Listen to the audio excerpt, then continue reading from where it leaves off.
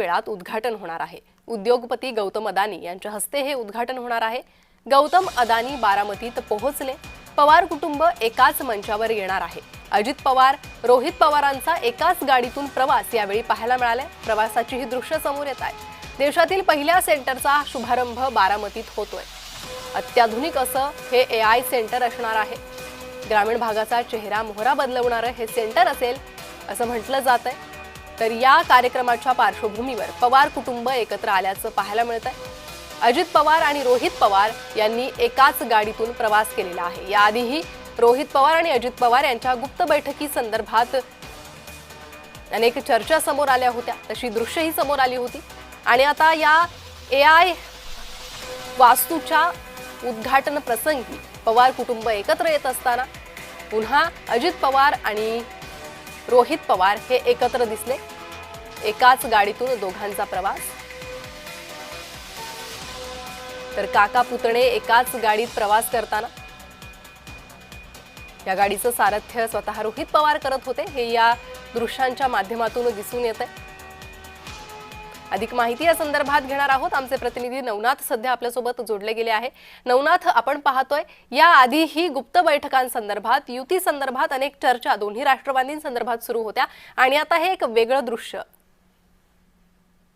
नक्कीच पर्यंत आज विद्या प्रतिष्ठानच्या वतीने Sharadchandra Pawar centre of excellence in artificial intelligence या वास्तूचं उद्घाटन जे आहे ते आता या ठिकाणी थोड्याच वेळामध्ये संपन्न होणार आहे। या संदर्भात अदानी ग्रुपचे जे संस्थापक अध्यक्ष आहेत गौतम अदानी हे या ठिकाणी या कार्यक्रमासाठी येणार आहेत आणि विमानतळावर दाखल झाल्यानंतर त्या गाडीचं स्वारस्य जे आहे ते स्वतः आमदार रोहित पवार यांनी केलेले आहे। आणि आता जस्ट या ठिकाणी गौतम अदानी या ठिकाणी नूतन वास्तूच्या इमारतीच्या ठिकाणी दाखल झाल्याचं आपल्याला पाहायला मिळत आहे। त्यांचं स्वागत जे आहे ते खासदार सुप्रिया सुळे, खासदार सुनेत्रा पवार आणि जे संस्थेचे उपाध्यक्ष आहेत त्यांच्या वतीने केलं असल्याचं आपल्याला पाहायला मिळत आहे।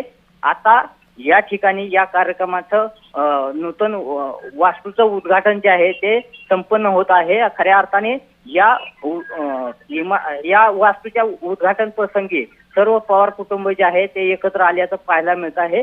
यामुळे एकंदरीतच या दोन्ही राष्ट्रवादीची चर्चा जी सुरू झालेली आहे आणि आता या ठिकाणी ही चर्चा होते का हे पाहणं देखील महत्त्वाचं ठरणार आहे। पर्यंत अगदी नवनाथ, आपण जर पाहिलं तर या आधीही रोहित पवार आणि कोल्हे हे अजित पवारांच्या भेटीसाठी गेल्याचं कळालं, त्यांच्यात गुप्त बैठक झाल्याचं कळालं आणि त्यानंतर या कार्यक्रमाच्या पार्श्वभूमीवर का होईना हे कुटुंब पुन्हा एकत्र येत असल्याचं पाहायला मिळतंय। अशात हा कार्यक्रम एका एआय वास्तूचं लोकार्पण जरी असला, उद्घाटन जरी असला तरी राजकीय चर्चा यामुळे काही थांबत नाही आणि त्यातल्या त्यात पवार कुटुंब एकत्र येत असलं म्हणजे राजकीय चर्चा आल्याच।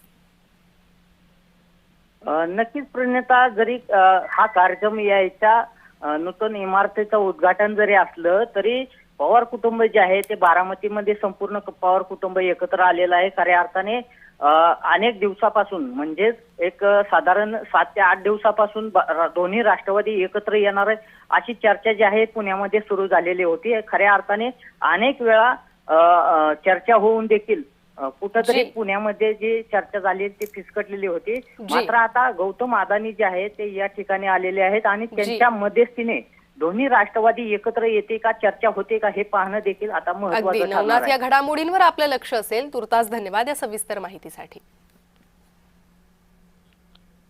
बातमी पुण्यातून। पुण्यात जागा वाटपावरून भाजप आणि शिवसेनेत संघर्ष आहे। मुख्यमंत्री देवेंद्र फडणवीस आणि एकनाथ शिंदेंमध्ये चर्चेची